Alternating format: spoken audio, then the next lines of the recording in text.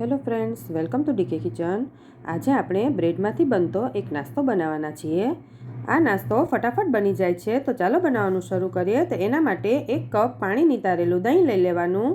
મેં અહીંયા એક લીલું મરચું લીધું છે, તેને આપણે એકદમ બારીક સમારી લીધું છે।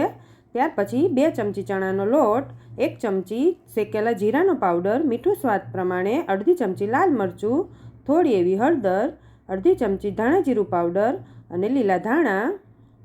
પછી કસૂરી મેથીને મસળીને આપણે એડ કરી દઈશું।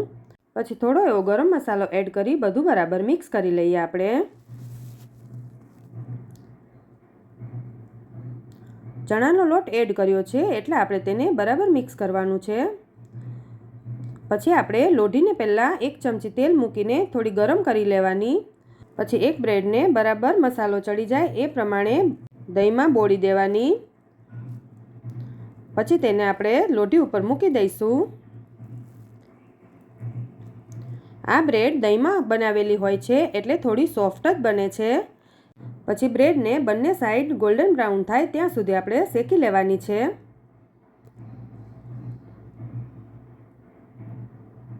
આપણી બ્રેડ શેકાઈ ગઈ છે। હવે આપણે બીજી બ્રેડ પણ એવી રીતે જ શેકી લઈશું। હવે આપણે તેને એક પ્લેટમાં લઈ લઈએ। બ્રેડ ઉપર આપણે વઘાર કરવાનો છે, તો આપણે 1 ચમચી તેલ લઈ લઈશું।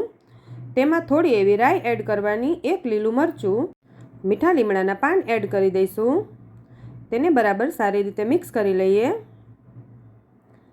હવે આ વઘાર આપણે બ્રેડ ઉપર રેડી દેવાનો છે, તેને આપણે ચમચીથી રેડશું। આને તમે દહીં બ્રેડ, દહીં ટોસ્ટ કંઈ પણ કહી શકો છો। આ નાસ્તો ખાવામાં ખૂબ ટેસ્ટી લાગે છે। તમે ગ્રીન ચટણી સોસ સાથે સર્વ કરી શકો છો।